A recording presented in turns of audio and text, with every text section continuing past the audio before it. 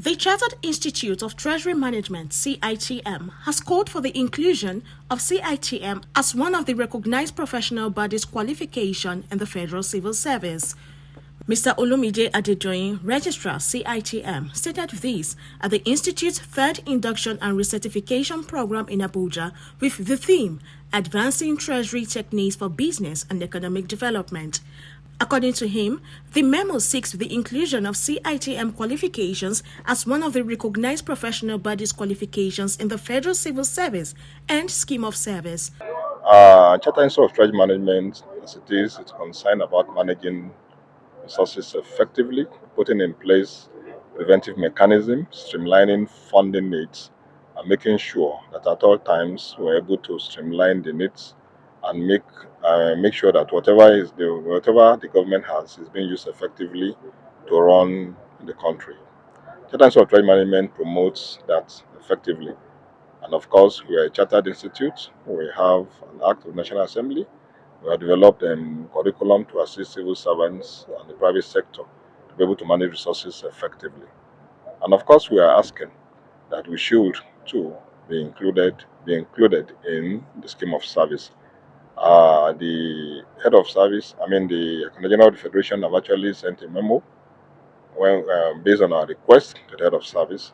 The head of service too is acting on it because we are aware that they've actually forwarded it to Council on Establishment to look into the modalities of rendering such.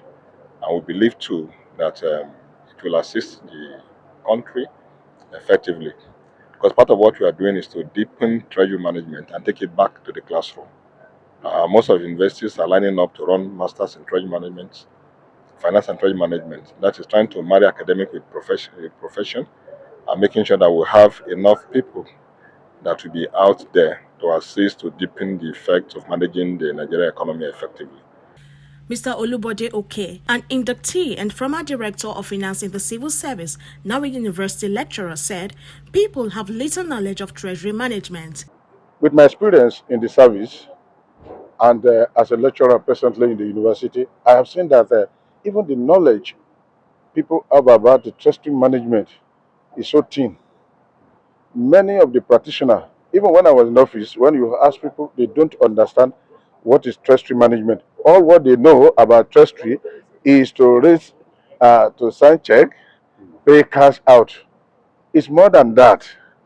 Even when I was in university, asking the student, how many of you have worked in the treasury? They will signify, and I will ask them question about treasury, but they don't know. So it means that we have a gap. This gap is what CITM is trying to bridge in order to educate people, to develop people, to have a thorough understanding of what treasury management is all about. Earlier, Mr. Daniel Akaju, special advisor to the registrar, said with the recognition, CITM members would be able to implement professionally. He appealed to the head of service of the Federation to speed up the implementation process to have CITM as a requirement in the civil service. CITM is growing up, and because of the peculiar situation of our country, which has to do with mismanagement of the treasury, this particular occasion is very, very unique and is timely.